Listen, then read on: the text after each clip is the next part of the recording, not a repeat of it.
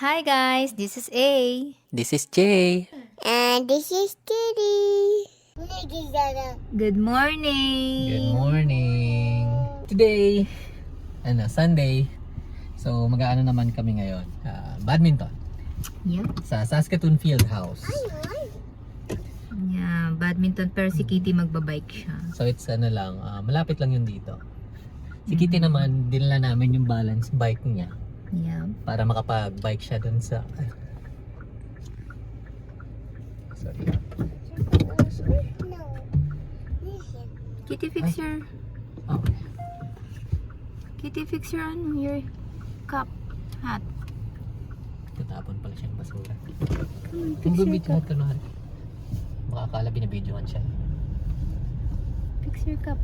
Nasa taas yung ano. Don't cover your eyes.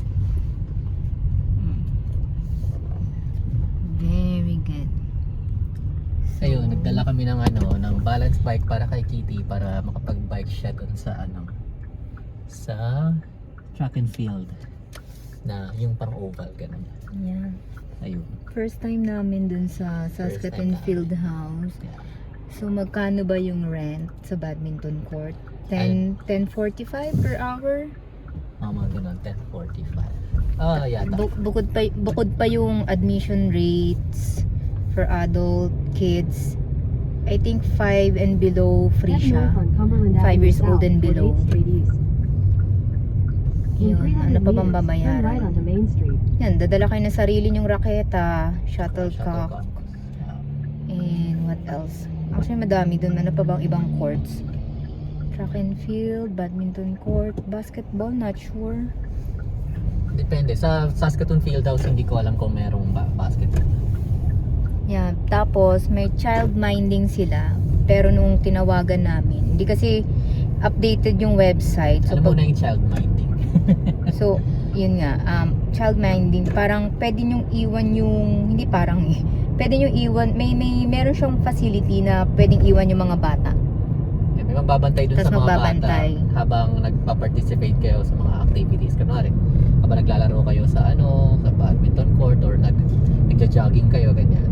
Pero nung tinawagan ni A, lang siya, 9 a.m. to 11:45 a.m. Ng Monday to Friday. Friday, yeah. So wala siyang weekend. Mondays to Fridays lang siya. Yeah. Ayun. Pero yun yung yung child minding, may bayad din yun. Para mga $3 per hour yata yun. Pero kapag nag-avail kayo nung family pass, parang family na ticket, na siya, free na siya. Ganun. Mali na. Preston Avenue South. Kakaliwa pala tayo. Ayun. And then, kapag dalawa yung anak nyo, yung second child, third and so on, mas mura na siya. Hindi na siya 3 something. Para nasa 2 something na lang. Tsaka pag more than Pag more than one yung anak or yung kid, child. Yung sa badminton court pala, aside dun sa $10, 10.45 yata or something, basta yung cents hindi ko kabisado. Aside from doon, magbabayad pa kayo ng parang per hour yun per hour, tapos per court. So magbabayad pa kayo ng $10 din, something. Admission rate. 10.40 para parang entrance fee gano'n, parang admission. Pero kung may leisure card kayo, yung newcomers, sa Yung mga Canada, newcomers dyan, pag libre yun. libre yun sa first year nyo or as long as low income pa kayo. So paano ba yung leisure card? Next video na lang. No. Yung leisure card Mag-apply kasi. kayo ng leisure card. Kumare, bago lang kayo dito, temporary workers or anything. Low income, wala low pa kayong work, income. syempre naghahanap pa. So paano nyo ma-enjoy yung facilities ng free? Kasi syempre wala pa kayong budget, diba? So ina-apply siya sa Sa city. city, hindi ano yung pinunta natin? Open door. Saskatoon Open Door. Continue Hindi, sila on lang, nag-a-assist lang sila, 1.5 pero kilometers. pwede rin kayo mag-apply, mag-DIY. Direct. Oo, directly. Yun. Malaking bagay din siya. O, Kasi malaking bagay yun. Kasi pwede kayo mag-swimming, libre, basta dun sa mga government public facilities. Yeah, tsaka tawag nito, mahal yun. Parang $100 kasi per month ang leisure card eh. So, laki din naman matitipid nyo, sa 1,200 or 1,100 din For a year. for a year. 100 per head. Hindi, Hindi per head, per family na yun. household. Per family na yun. Regardless Tapos, number of kids. parang may maximum number of kids yata. Ang family kasi parang 2 adults and up to maximum of 5 na minors. Parang ganun. So, ayun, i-avail nyo lalo kung newcomers kayo. Or nagpaplano kayong pumunta rito or nakaschedule na kayong pumunta rito, isama nyo siya dun sa mga list na aasikasuhin nyo. Mga Pagdating leisure card, transit pass, and don't forget na lumapit sa Saskatoon Open Door Society, magpa-schedule kayo or magpa-appointment kayo pagdating nyo rito or before kayo pumunta, kasi marami silang mabibigay na tulong sa inyo tsaka information sa inyo pag nandito na kayo, kasi sila yung tutulong sa inyo magkasikaso ng bus pass, ganyan, ng leisure card, ng ano pa ba yung mga inaasikaso nila, trabaho, ganyan, or pag-aasikaso ng mga resume nyo, Interview. Check nyo rin yung website. yung resume nyo, kung ano pa dapat na format, ganyan. So for settlement talaga, sila yung nag-a-assist sa mga immigrants. Sa mga newcomers. So, kahit temporary workers, basta newcomer, kung temporary worker kayo, tapos may mga kasama kayong pamilya, ganyan, ganun. So, malaking tulong yung Saskatoon Open Door Society.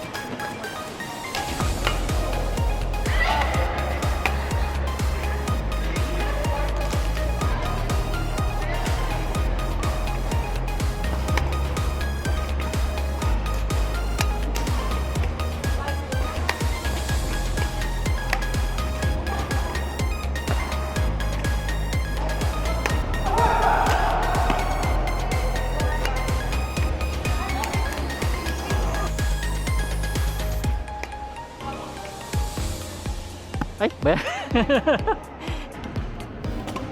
Are you ready? 1,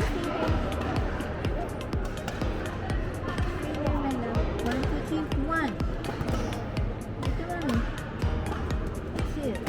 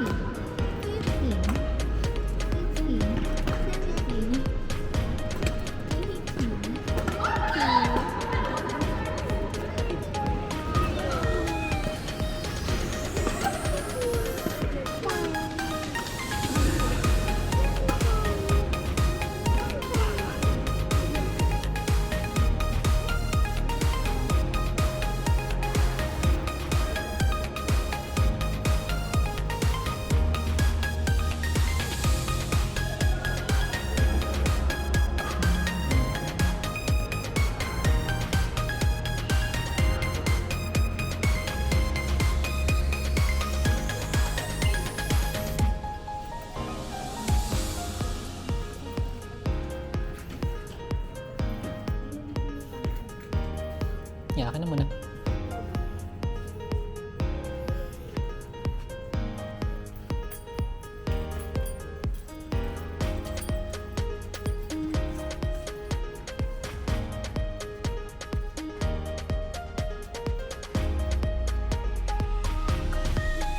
Hindi, kami yan.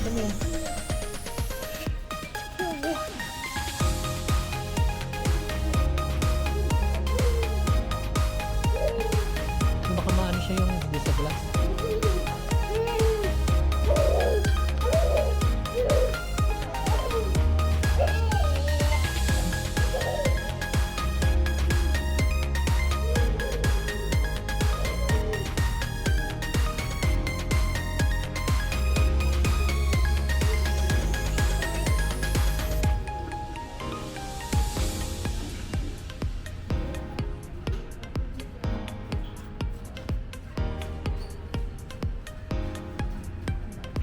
Sa automatic door. Mimi, follow mommy.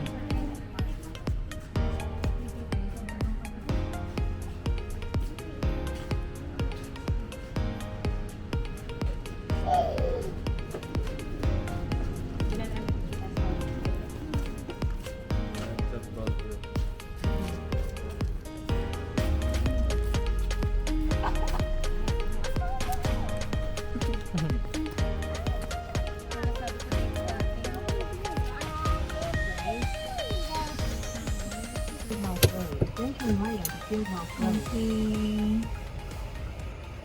Holy Spirit Parish may be closed today. Oo, close na yun kasi 12 to 1 lang siya. Pero may Bagong batch activity. na naman ng mga Pinoy.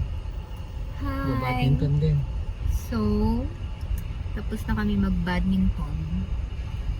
Turn right onto Fieldhouse Ano, Road. napagod ka Then ba? turn left on Preston Avenue North. Pagod ako. Napagod siya. Sa mga mag-badminton dyan, 2 hours enough na yun. Huwag na kayo magti 3 hours. 3 hours baka mag-pass out na kayo. Mag-pass out na kayo. Kasi initially parang 3 hours yung gusto namin ano eh. Inisip namin Inisip na namin ipabook. na i-book. Mukhang ganda yun. Buti na lang na ano kami. Natauhan kami 2 hours Preston na. Avenue North. Oh, kasi first time namin. Then, yung kasabay din namin na ang daming Pinoy. 2 hours lang din 2 sila. hours din sila. So, ideal talaga 2 hours. So, last time kasi, di ba, nabanggit namin wala kami nakikita mga Filipino except dun sa relatives namin. Dito namin nakita yung Ang daming mga Pinoy. Filipino. Ang daming Pinoy sa badminton court. Parang grupo-grupo sila. As in, ang dami pang dumating pagkaalis namin. Ayun. Tsaka yung bayad pala, ang siningil sa amin kanina, para mga 20 bucks, 2 hours na yun. Tapos hindi na, yung admission kasama na. So, 20 bucks lang talaga. 3 na kami. Ba doon sila dumaan? Ewan. Mas kabisado yata niya. Structure. Traffic kasi. Hindi, okay lang. So, yun. Ayun. Sulit naman. Sulit naman, nakakapagod. Dala kayo ng sarili yung raketa, syempre. Okay naman yung washroom, yung facility, maganda yung floor. Doon tayo mag-merge. Mag-merge na. And ngayon papunta kami ng Holy Spirit Church or Parish. Kasi may activity doon. Free lunch. Tingnan namin kung may free lunch mama. And then yung mga bouncy castle, face painting yata. So yeah, ano pa. After nun, uwi na. Uwi na kami. Tapos, hindi, may dadaanan pa pala kaming activity sa Yun na, sa Holy sinabi ko na. Spirit. Yan pala. Sinabi mo. Yeah, we're going to church. What will you do in the church? I do in the church. I listen to the choirs. And what else?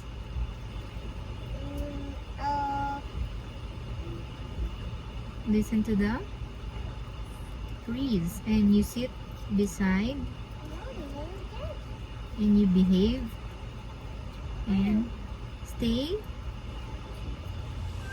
quiet. 1, 2, 3. Bye bye.